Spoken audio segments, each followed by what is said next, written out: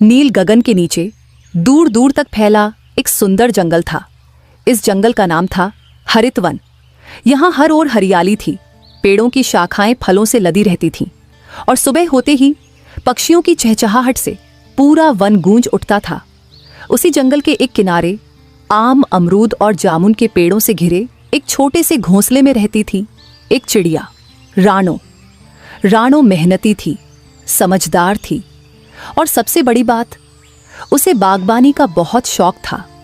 रानो अक्सर आसमान में उड़ते हुए सोचती, काश एक ऐसा बाग हो जहाँ हर कोई आकर फल खा सके, जहाँ डर ना हो, सिर्फ प्यार और शांति हो। एक दिन उसने ऊंचे पेड़ की डाल पर बैठकर कहा, मुझे एक ऐसा बगीचा बनाना है जहाँ हर पक्षी बिना किसी डर के आ सके, आराम करे और फल खाए। पास बैठे बबलू तोता हंस पड़ा।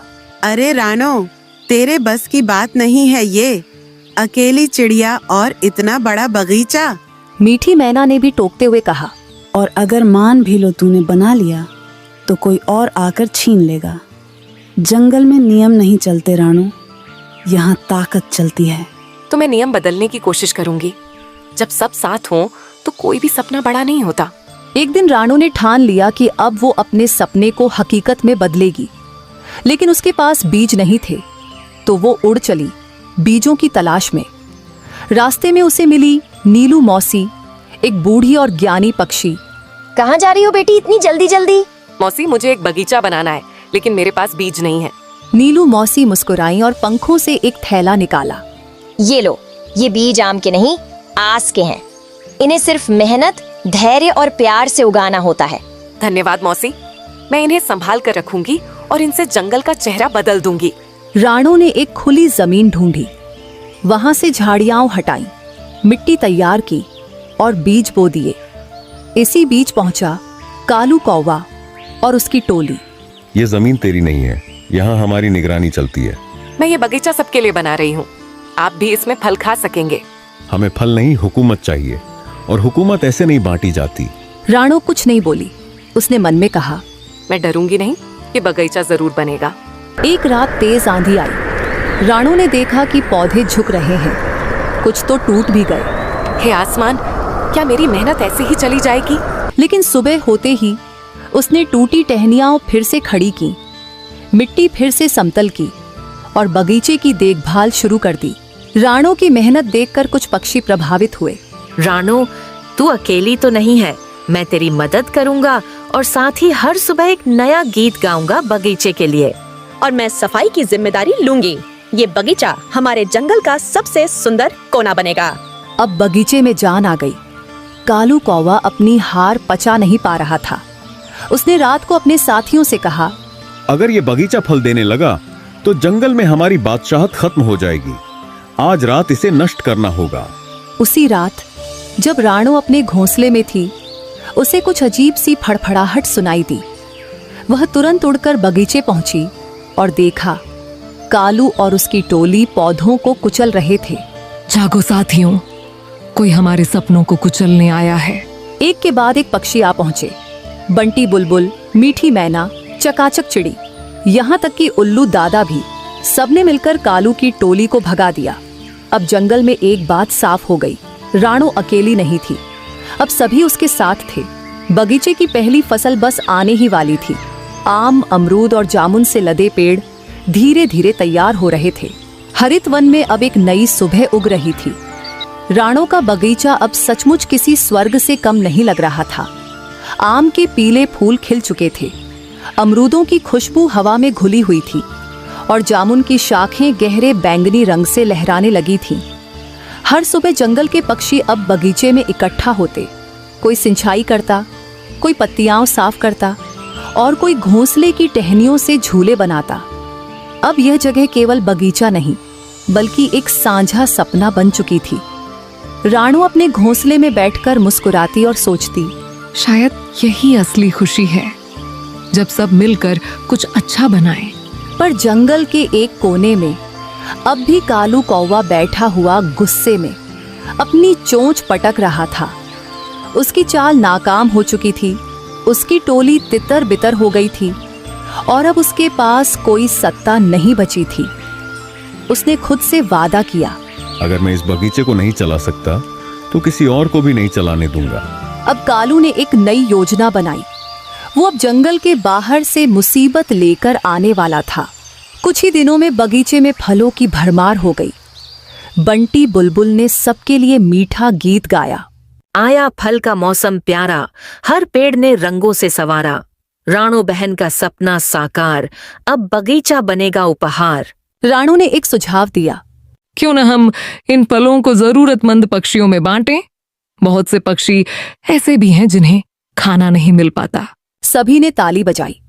उसी दिन राणो, मैना और तोता मिलकर फल लेकर गए और बीमार बूढ़े पक्षियों में बांटे।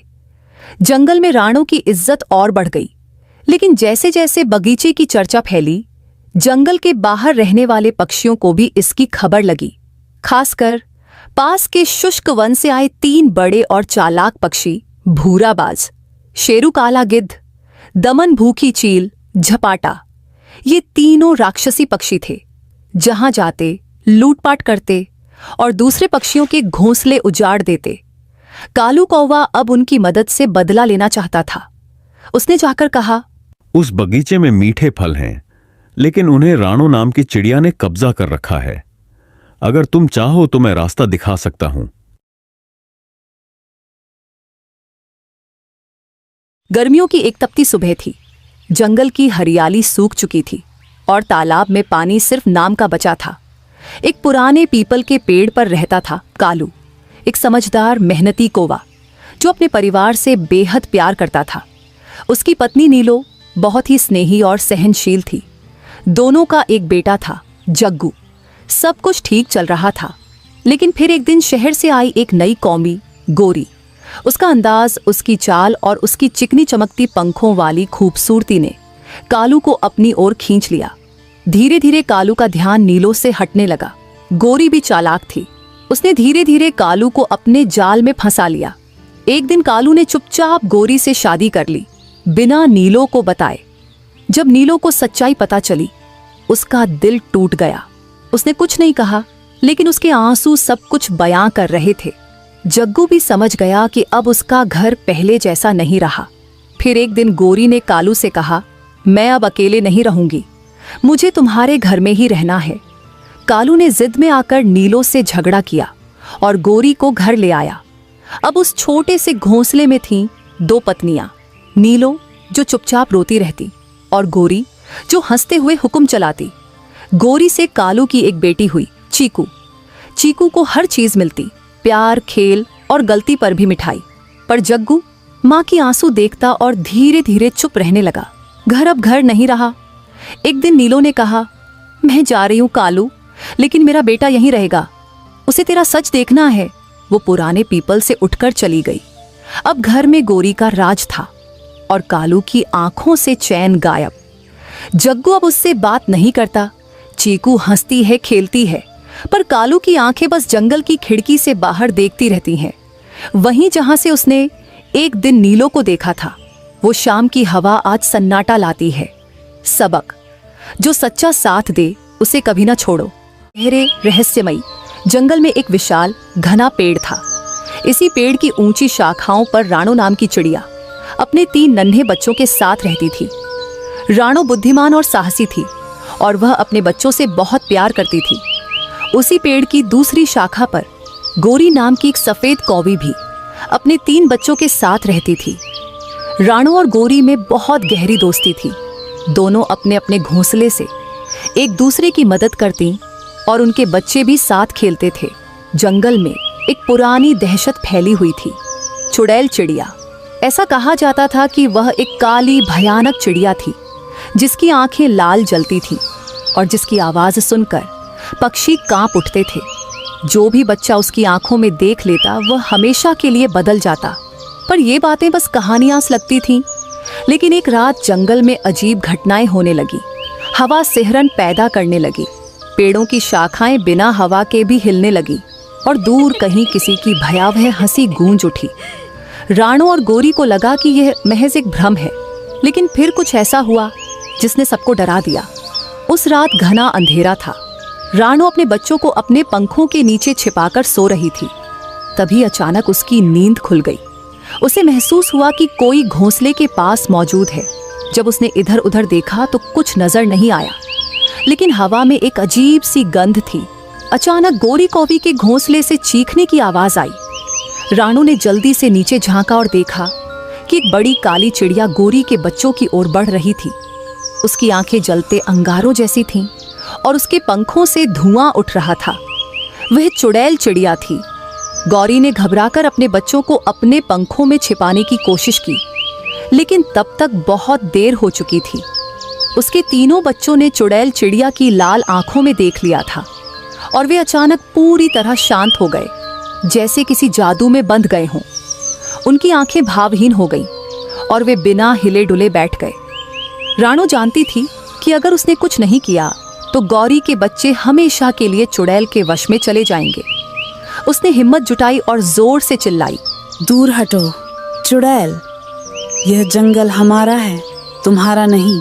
चुड़ैल ने एक डरावनी हंसी हंसी और बोली, जो भी मेरी आंखों में देखता है वह मेरा हो जाता है। अब ये बच्चे मेरे हैं। लेकिन राणो को एक तरकीब सूझी। उसने घोंसले में पड़े एक चमकीले कांच के टुकड़े को उठाया और चांद की रोशनी में उसे चुड़ैल की आंखों के सामने कर दिया। जैसे ही चुड़ैल ने अपनी ही डरावनी परछाई देखी, वह घबरा गई और एक भयंकर चीख के साथ पीछे हट गई। राणो ने हिम्मत नहीं हारी। उसने जोर से पंख फड़फड़ाए और जंगल के बाकी पक्षियों को मदद के लिए बुलाया। कुछ ही पलों में दर्जनों पक्षी वहां इकट्ठा हो गए। तोतों ने शोर मचाया, उल्लुओं ने अपनी डरावनी आवाज में हूटिंग की और चमगादड़ें तेजी से उड़ने लगी।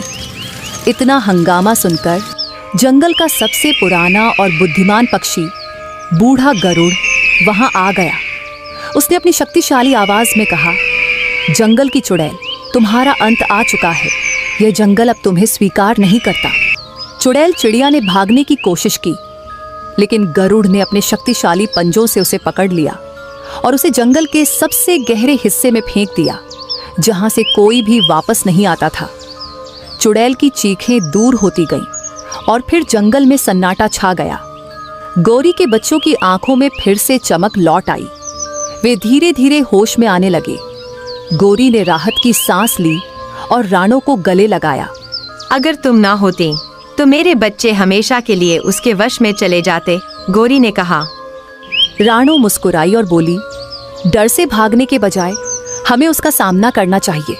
इसके बाद पूरे जंगल में यह कहानी फैल गई कि कैसे एक बहादुर चिड़िया ने चुड़ैल से जंगल को बचाया। अब हर पक्षी सतर्क रहने लगा और बच्चों को सिखाया जाने लगा कि रात में किसी अजनबी आवाज या अजीब परछाई की ओर न देखें। घटना के बाद जंगल के सभी पक्षियों को एक नई सीख मिली। डर हमें तब तक रोकता है जब तक हम उससे भागते रहते हैं, लेकिन अगर हम हिम्मत दिखाएं तो डर भी हार जाता है।